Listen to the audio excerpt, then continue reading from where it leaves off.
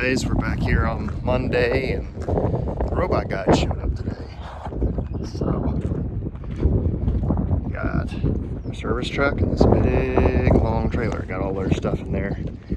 I guess pretty much everything they need they got. So, hopefully they get quite a bit done this week. Here, spraying on the back side of the dairy back here. I don't know if you can see those yellow plants there. That's canola. We got canola and rye back here for a cover crop. This is what John would have planted a couple days ago, going to beans. Well, there's a dairy up there. So there's some acres right around the barn there that we're harvesting for forage, but this was harvested for corn last fall, later on for grain, and then we came in here and seeded a cover crop after the corn harvest was done. So anyway, so this is getting managed a little differently, but yeah, you can see some of the windshield's a little dirty, but you can see the yellow canola out there with the cereal rye. So it's a nice cover crop. It's pretty too.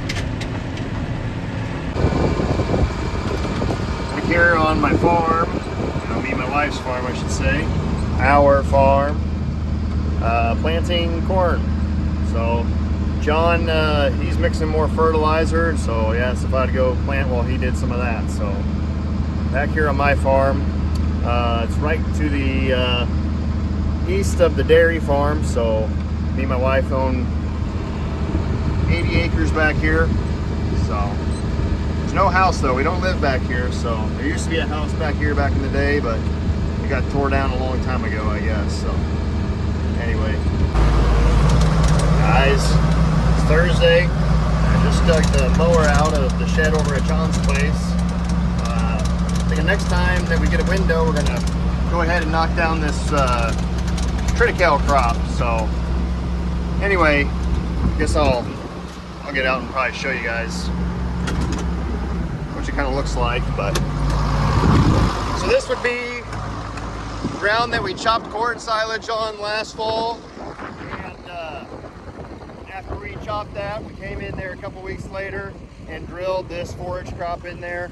That's kind of the way we like to do it, I guess. It works pretty good to do it like that. And then we got enough acres of our other ground that we can rotate with that. We don't have to chop corn silage on the same acres every year. So we're gonna do corn silage and then follow a forage crop behind that, and then harvest that for forage. And then after that, it should get a rest for a few years before it's gotta get chopped again. So anyway, this is kind of what it looks like.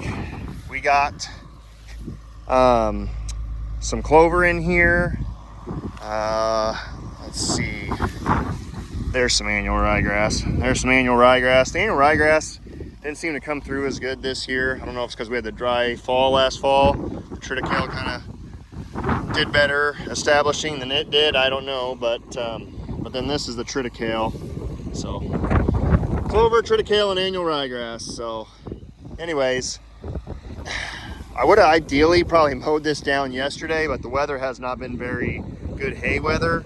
We got rain this morning. John's back to planting corn, but anyway, it's still, I don't know. We'll just see if the weather kind of straightens out. It's supposed to rain this weekend too, so like I said, I thought about maybe we could have mowed it down earlier in the week, but it didn't look like a very good stretch of weather for hay either then, but probably could have forced it. But it's still early on to where I think it'd still have an opportunity to make some quality. But anyway, hopefully we can get it put up here in the next 10 days or so, and we can get some good quality still. But after that, it's not going to be great, so we'll try to get it done if we can get a window. So anyway, we'll see what happens. So I want to get the blades replaced on this mower. The reason why I went ahead and dug it out, that way it's ready to go. But you can see here, these blades are really wore down, especially here on the end, but all of them are pretty well, I mean, they're pretty beaten up. So this mower is, I guess, 7 or 8 years old, and I don't know if the blades have ever been replaced on it, so it's probably due for that. So anyway, got the blades there that I got from the store, and we'll go through here and see if I can get these nuts broke loose. I'm trying to use this pick to get some of the dirt broke loose around the nut. Put some of this PB Blaster on there and let her soak, and hopefully they'll break loose.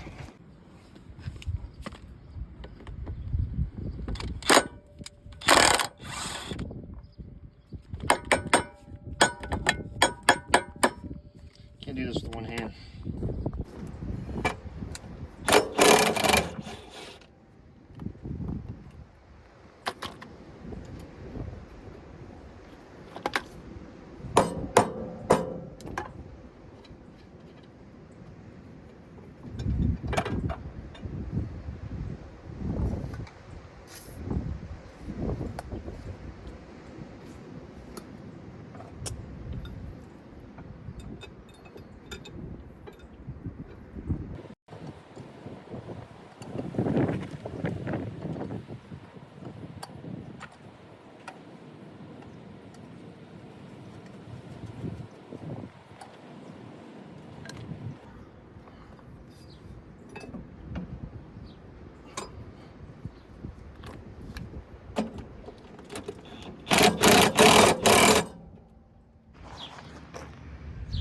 Blades on, looking very nice. So now I'll have to go and here in the next couple of days try to get the hay tedder, rake, and baler ready. So and we should be ready to go, guys. So it's Friday and we just got done loading up the second batch of beef cows we're going to take over to my uncle's place.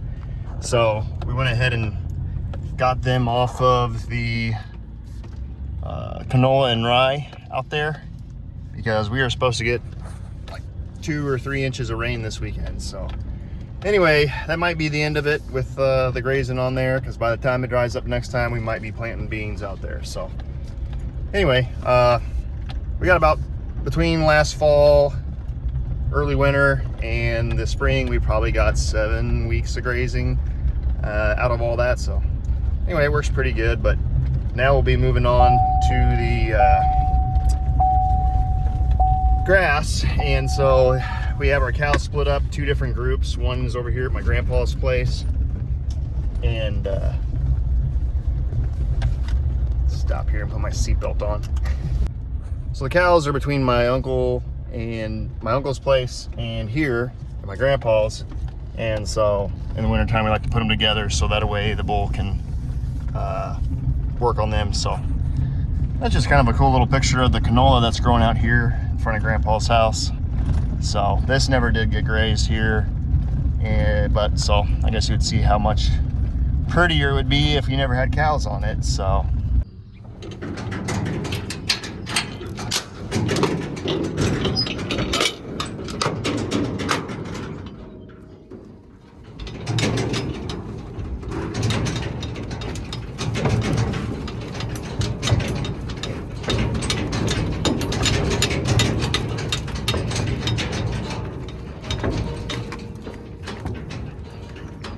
one more.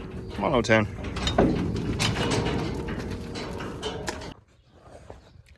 Guys, we're back here at the robot barn. Wanted to show you some of the stuff that the guys got done this week. So they came in here and got everything ran to the robot. So came in here, set that central unit in place, and then they put the cable tray up there, and then they were able to put all the plumbing and run everything that they needed to run from that central unit over to here. And so a lot of these lines that are running along that cable tray are water lines, different sanitizers and detergent and whatnot for cleaning the robot, and then various electrical lines. And then also the clear one there, that's a vacuum line. Actually goes from that vacuum pump there that's in the central unit on the right hand side over to here. And so someday if we ever want to put a second robot in here, we will put a T in right up there, and we can drop everything down to the second robot. So that'll work good.